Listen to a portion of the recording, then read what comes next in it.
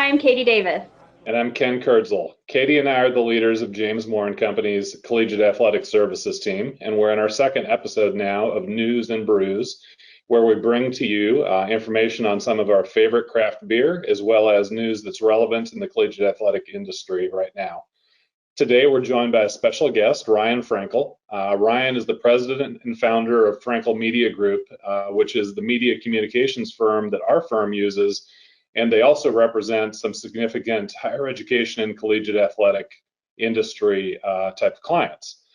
We thought Ryan would be a good guest to discuss in the current environment certain aspects related to media and communications and branding, especially as it relates to doing so during the middle of a crisis. So Ryan, let's start off with you. What's some of the current media environment, some unique things you're seeing in the media environment currently? Sure. Well, first, thanks for having me. I'm glad to be here. I appreciate the bribe, and I hope you'll bring me back. Absolutely.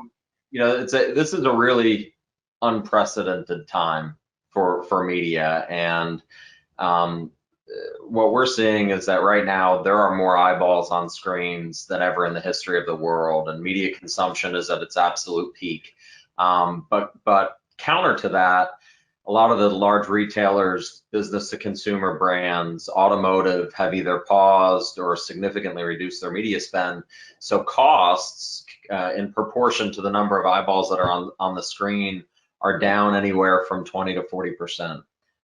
So we see it as an opportunity for really large brands to take advantage of that landscape. It comes with a new set of rules of how you communicate and what your creative should be and how to engage that audience and where to do it. But in terms of the media landscape, there's never been a time like this in history. And it's similar in certain ways, but different to what we experienced in 2008. So I think for brands who understand that and can use that to grow their market share and their brand over time, we'll do really well.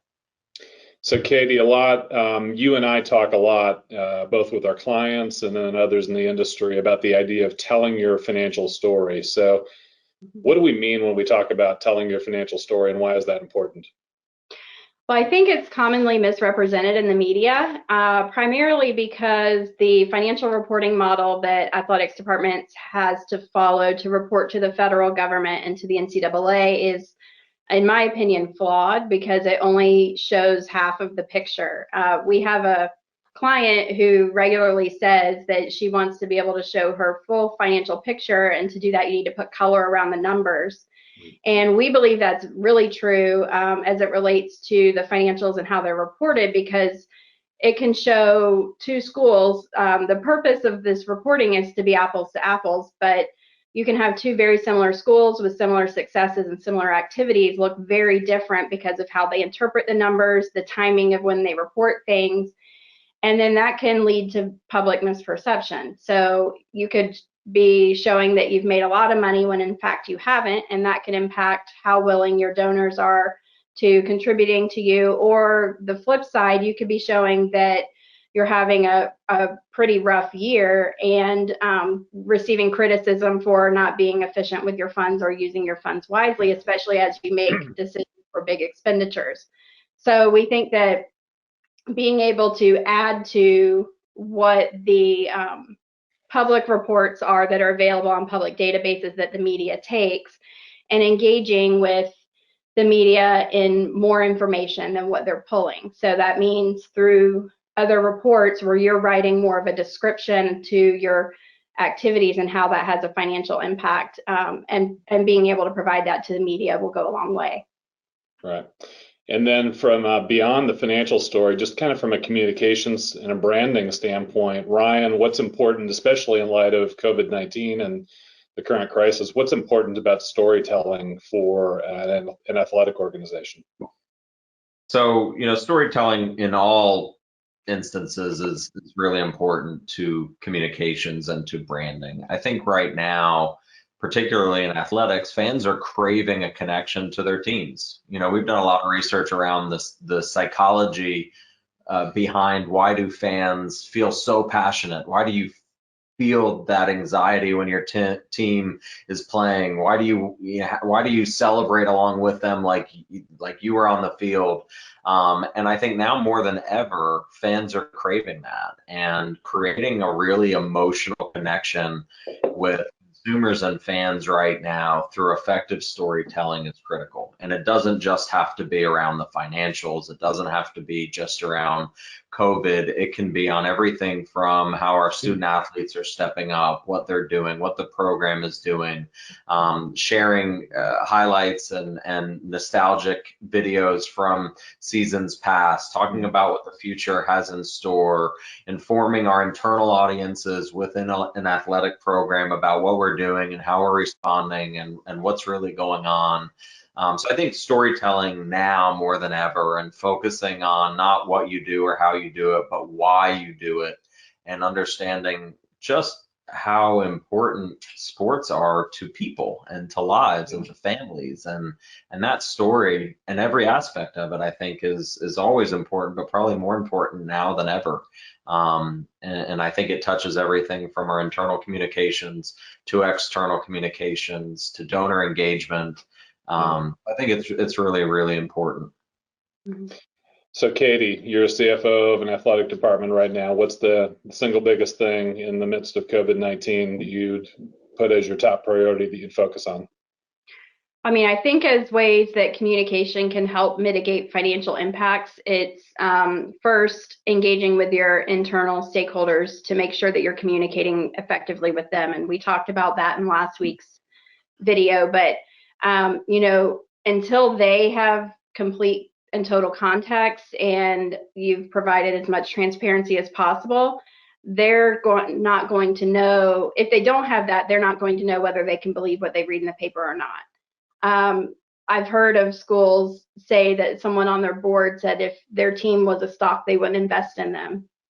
And that was solely based on what they read in the paper. And that's really unfortunate that they come to those conclusions. So the more that you can stay ahead of it and educate your stakeholders, the better, so that when the external media gets a hold of your story and tells it the way they intend to tell it, you have the support internally to help back up what your real story is.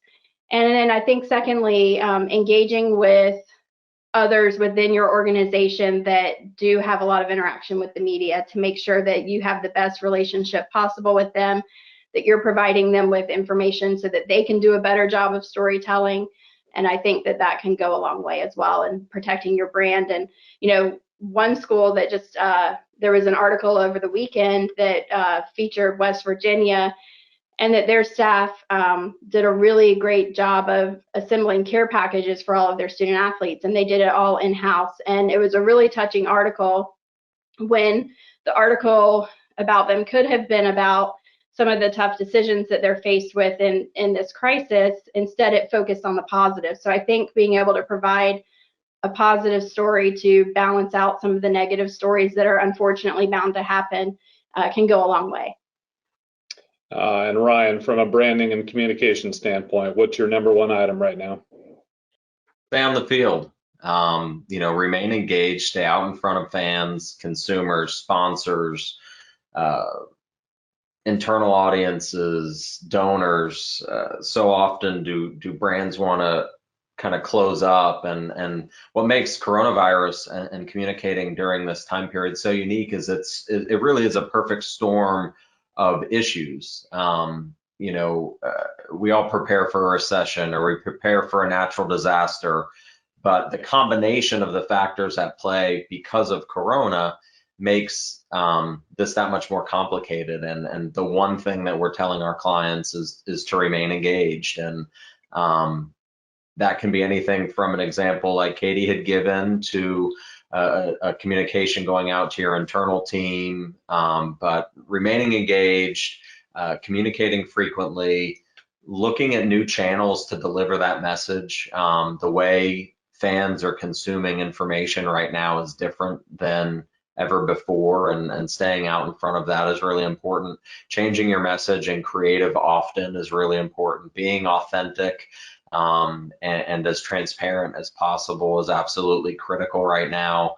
Segmenting your message, where we can communicate the same core message but slightly differently based on audience is critical right now. I was having a conversation with a senior level communicator within an athletic department, and they said one of the good things that have come out of this is it's given the communications team an opportunity to pause in a way and rethink the brand and rethink how we communicate and focus on that message, the story around it, more than ever before, because we all know what the world is. We're running from season to season and sport to sport, and it's rare that our communications teams get a minute in a way to sort of pause and evaluate the brand and our story. So number one thing right now is to remain engaged, and really take a moment to understand how intertwined a lot of these issues are. It's not just a financial issue. It's not just a sponsorship issue. It's not just a ticket sales issue. It's really intertwined, and I think remaining engaged and out in front and telling our story well is more important than ever before. That's great. Well, in addition to athletics, Ryan already gave it away. We bribed him with a good beer to be on here. Katie and I enjoy good craft beer, and that's part of our series here. We're all three drinking the same beer today. It's called Special Delivery Number 2 from First Magnitude Brewing, a local brewery here in Gainesville, Florida. I give it, it's a hazy IPA. I give it a 4.25 on my Untapped scale. Ryan, your thoughts on it? Well, since this is the 14th time we've re-recorded this episode to get it right, this is my 9th beer, and no, so it's a 5 now. Yeah, it's a 5 now. It was a 4.5 the last version, but no, I think it's really good. I'd give it a 4.5. I'm the biggest sucker in the world for great packaging, and I love that it's just a raw aluminum can with a pretty simple label slapped on it. So they had me at the packaging, but the beer's really good too. Well, that's appropriate from a media guy. So, Katie, your thoughts? Yeah, so I'm giving it a 4.25 as well. I think it's really good and really like it. Very good. Well, we thank you all for joining us. Remember, every Thursday at 4:30 Eastern for News and Brews. Feel free to reach out to us with questions that you'd like discussed in future weeks. Have a great night. And thanks for following us on social media as well. If you miss anything between now and next Thursday, follow us on Twitter. You can check out our LinkedIn pages and check out our firm's Facebook page as well for more news. Thanks.